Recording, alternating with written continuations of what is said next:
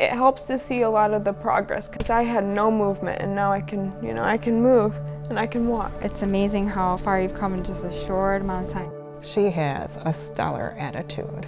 I mean, everybody has their ups and downs, but I think her attitude has been rock star. You know, she's brushing her teeth and I see her, she's in there using both hands. So she really takes the information we tell her in therapy and she's really applying it even when we're not around. Like I just woke up and I couldn't move. We named it a cryptogenic stroke, meaning she had a clot in her body. It went up to the heart. There was a hole in her heart where it crossed over to the other side, and then that clot went to the brain. But that's okay. I'm working on getting better. You're doing awesome. You really, really are. In the hospital, I started trying to focus on feeling the muscles in one side of my body and then trying to move them in the other side of my body.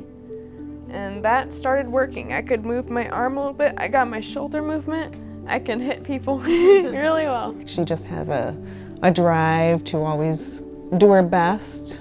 When someone asks her to do something, she just does it. One specific day I can remember, she was very emotional. She was really upset about her hand, and she kept saying, I can do anything. I can deal with the leg. I can deal with not walking. I need to have this hand. I want this hand. They told me to go like this, and I could barely even make it move while sitting up.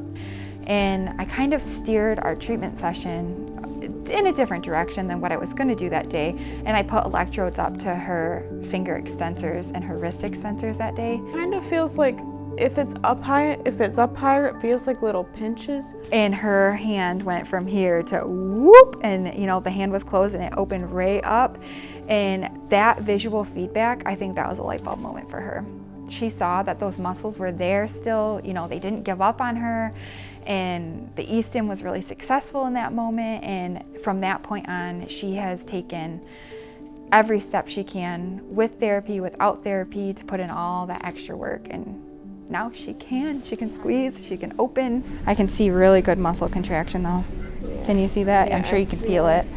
Especially in my face, you can feel it, because I had a full left facial droop. And they put the electrodes on my face, and they turn it on, and then they take it off, and the muscles are tight like they're supposed to be. So I can smile now. And every single little movement I make inspires me to try to work towards another little movement. It's the little steps. What bodes well for her is that she's young, the deficit's recovered sooner, and she has a great support system. It's been pretty hard, but she's already come a long way, and I know that she's going to keep getting better and better.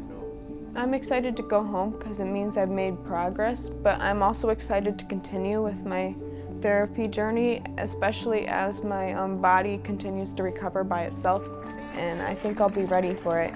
And I'm just hoping it's more recovery in the future, and it's looking really good.